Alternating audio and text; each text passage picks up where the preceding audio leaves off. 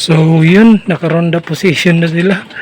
Ayun, mag-aaway itong dalawang to. Si Kak tsaka si Sunog. Si Liit. So ayan yung panahon natin. At pawawalan na natin to sila. Nakaronda position na. Labas. Ayun, ang dami.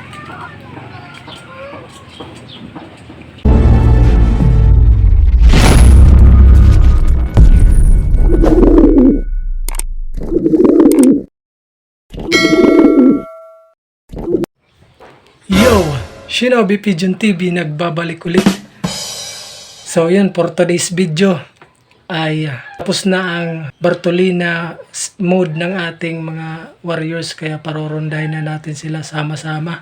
Pero bago yan, sa mga hindi pa po nakasubscribe mga kalapatids, pasubscribe naman po at pindutin yung notification bell para updated kayo sa mga bago kong videos. Tara, samahan nyo ko. Let's go! Magandang umaga mga kaninja at mga kalapatids. Araw ng Lunes, balik eskwela na yung mga estudyante. Time check tayo, 6:13 ng umaga. Dito tayo sa ating kalapatihan. Ito yung mga warriors natin, nagre-relax. Bali ngayong araw ay tapos na yung Bartolina mode nila, isang linggo. So ngayon ay parorondahin natin sila sama-sama na, silang lahat na ng mga flyers natin. Check natin yung kanilang ipot. Ayan, ayos naman yung mga ipot nila, buong buo, bilog-bilog. So natunawan sila na maayos. So bali maglilinis muna tayo. Syempre linis tayo ng mga droppings, tsaka doon sa baba sa breeders. Check natin yung panahon. Ang panahon natin ay maganda, maaliwalas, clear blue sky. Parang kagaya din ng summer, pero medyo umuulan-ulan na sa ngayon sa buwan ng June. Di katulad ng April tsaka May. Samantala dito sa kabila ay nako po, may sinampay. Ayun na yung araw. Yun, no, putok na. So simulan na natin ang ating mga gawain. Maglilinis muna tayo. Many minutes later. So yun, tapos na tayo maglinis sa taas. At dito sa ating mga breeders, magpapakain naman tayo kasi mga gutom na yung mga inakay. Time check tayo, 7:19 ng umaga. Labas tayo dito. Ay, ito yung patuka nila. Ito naman tayo, unahin natin to kasi gutom na yung mga inakay. Ayun, no, yun, 3 piraso sila dyan, nagsisiksikan sila. Wawa naman, maliit kasi yung pugad natin, oh. Ano ba yun? Ano lang yan, lalagyan ng ice cream yung pinaka nila, pugad. Awit. So yun, yung sa may inakay, pakunti-kunti lang yung takal natin kasi nalalaglag lang, sasayang, tsaka para maubos nila hindi sila mamili. Ikaw maya ka na kasi roronda kayo. Maya ko na to guys, pakakainin kasi ronda mode muna sila, sabay-sabay kasama yung mga Bartolina, yung na Bartolina na matitigas na at pwede nang parondahin. So ayan, andun sa taas sila, si Liit tsaka si Lady Pasaway, oh. Ayaw nila magpares na dalawa, eh. Ayaw pa ni Lady Pasaway, bata pa raw siya, strict ng kanyang parents. Pero si Liit, pares na talaga. Tsaka sobrang bully. Pag nandito sila sa labas, lahat inahabol niya isa-isa. Itong mga yung mga warriors natin, mga kasamahan niya, Sobrang tapang. Tsaka ako, tinutuka ako. Kahit hawak ko na siya, tinutuka pa rin ako. Ewan ko lang talaga yung tapang nito kapag doon na sa ibang kalapati. Kapag sa loob na ng truck. O matapang pa rin tong si Liit. So, ayan.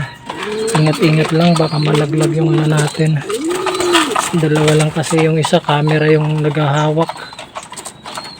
So, ayan. Pakunti aray. Ang langgam. Ang langgam dyan. Masukal kasi madumi. Daming ano ng ano natin dito. Hindi natin malinis gawang di naman ano. Hindi pa natin maano na ito talaga. Dapat kasi puputulin tong ano guyabano. Kaso ano naman, kakapanghinayang naman tayo magputol ng puno eh. Kailangan natin yan eh. Para lumamig naman dito yung lugar natin kasi wala na masyadong mga puno. Grabing init.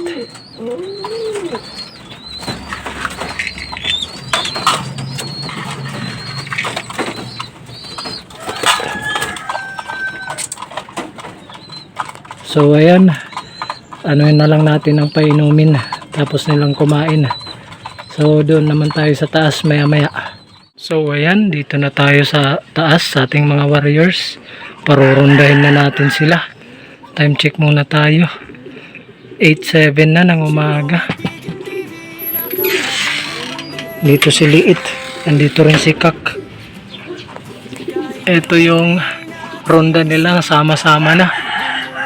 Kasama na pati yung mga bata natin dito. Sasama na natin. Pero yung ititira pala natin, itong si Lady Pasaway pala. Kasi ang mangyayari yan, magliligawan lang. Hindi raw ronda ng matino. So iiwan natin si Lady Pasaway. Ito sila 6 tsaka itong 2. Si Kak tsaka si Liit.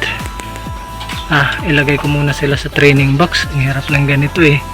Wala naman tayong playpen na open na lang. Diretso sa labas na sila.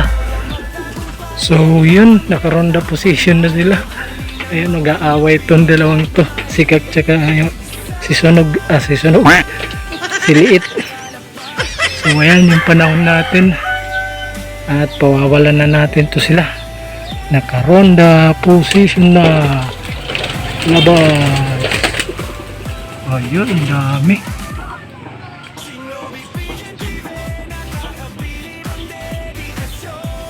Yun, no? Tingnan natin kung magre-ranging ba sila.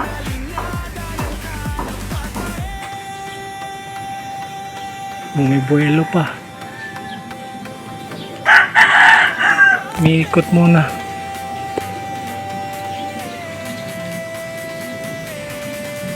Ayun na.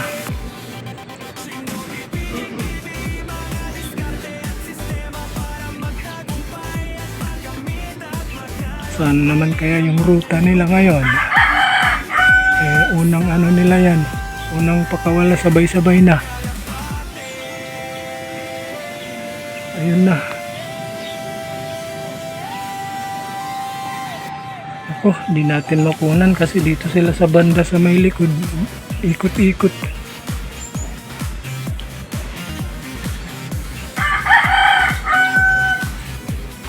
Doon sila sa kabila.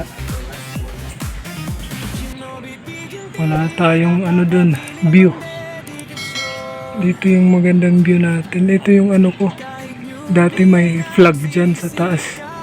Hanggang sa na ano na lang. Nalaglag na yung flag. Kumupas na.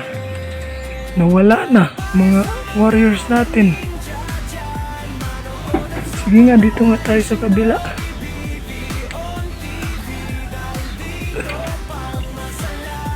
Wala. Ayun no. Ay hindi. Awit, ibon lang yun. Nawala ang mga warriors natin. Nag-ranging na. Ay ayun. Dito pa pala.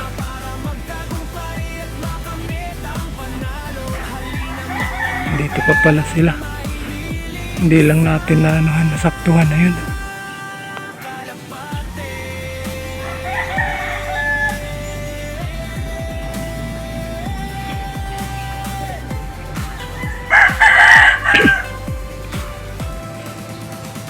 Nahatak kasi yun ng nilaliit yung mga young bird eh. Kaya ayan no, hindi makapaglayo. Ayan no, nako. Lalaking lalaki talaga, nagpapakitang gilas. Sikak ba yun o siliit? Lalo na pag sinama pa natin niya si Lady Pasaway, na hindi talaga yan nagtatagal kasi magliligawan. Ako, dumapo na yata. Yun na nga, dumapo na. So ayan, after 40 minutes nagsidapuan yung mga loko. Pinaparonda natin awit, kaya pagkakawalan na natin to si Lady Pasaway. Ay nako, yung dalawang dalawang loko yung nagturo sa mga young bird natin na tumambay. Bis na rumonda awit. So ayun, para habulin yung mga loko. Ayun, hinabol nga nila.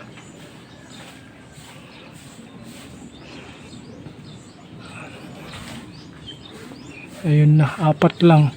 So ibig sabihin nag-ranging yung iba. 3 yung natira.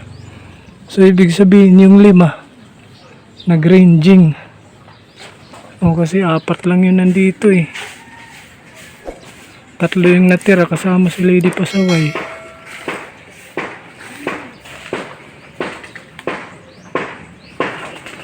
Ayun pala. Wait, hindi pala nag-ranging, nakadapo lang pala doon sa pabong ng kapitbahay. Wait, ayun na. Saka lang nagsiliparan yung mga loko. Labo-labo na sila, hindi na groupings. Wait, tong mga natin, mga warriors. Mga tamad.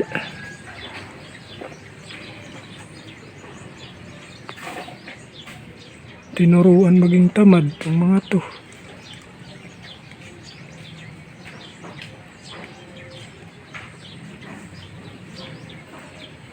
Ayun no, buti naman rumonda na ulit sila kasama si Lady Pasaway. Pinakawalan na natin.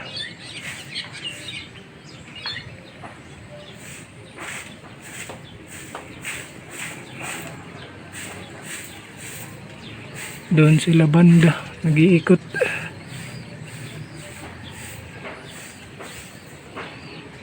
Wala pang wala pang 1 oras eh, 40 minutes pa nga lang eh. Awit tong mga natin, warriors.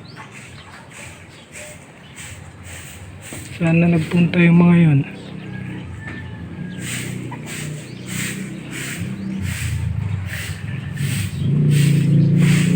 So hindi na natin namataan kung saan nagpunta. Guys, taas ng lipad. Pero yan, parang nag-iwalay. Pero naka-groupings naman. Ayun. So yun, buti rumonda pa sila. Para at least naman, kahit hindi tuloy-tuloy yung ronda nila, umuulit pa naman sila ng ronda. Ayun na. Yun na sila. Ayan no, layo narating.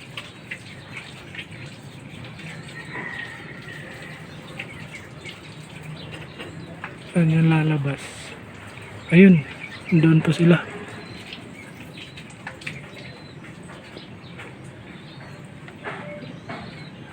So ayan na. Naku, andun na si Kak sa likod. Umuwi na, bumaklas na pala si Kak. Wala na, hindi na pala nila kasama doon. Dito na pala sa baba. Dapo na. Yun, no? Ayan, nandito na pala yung loko. Bumaklas pala doon sa ano, sa ronda nila. Ulihin ko muna to. Guys. Wait, bumaklas ka doon sa ano nyo, sa ronda nyo. So, ayan. Nahuli na natin. Pakainin na natin to. Sikak.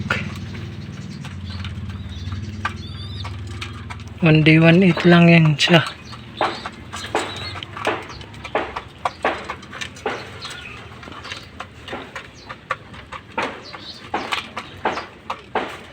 So ayan, pupunta naman tayo sa taas para doon naman tayo sa mga ibang warriors natin, pakakainin natin sila. So yun, rumonda ulit yung mga warriors natin. Kaya kahit dumadapo sila, rumuronda pa naman ulit yan, no? Ayan. Maayos yung ronda nila. Kaso hindi nakasama si Kak. Kasi si Kak andun na sa baba, umuwi agad. Parating umuwi agad yun kasi territorial na.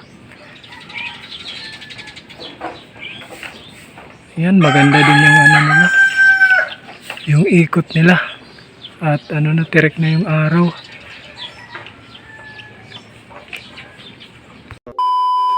So ayan, nandito na yung mga warriors natin galing ronda. Naku, ito na naman si Liit, mambubuli na naman yan. Dito na, baba na, baba, kain. Kaon. Baba na.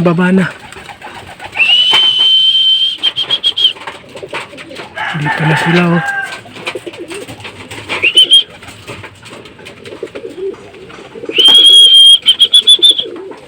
Ito talaga si Lady, nambubuli yan eh. Buti kung papasok doon si Lady pasaway para hindi na tayo mahirapan. Ito, hulihin ko muna itong tatlong to. Pag bumaba si Sunog kasi mahirap yan hulihin. Ayun, si Lady pasaway pumasok.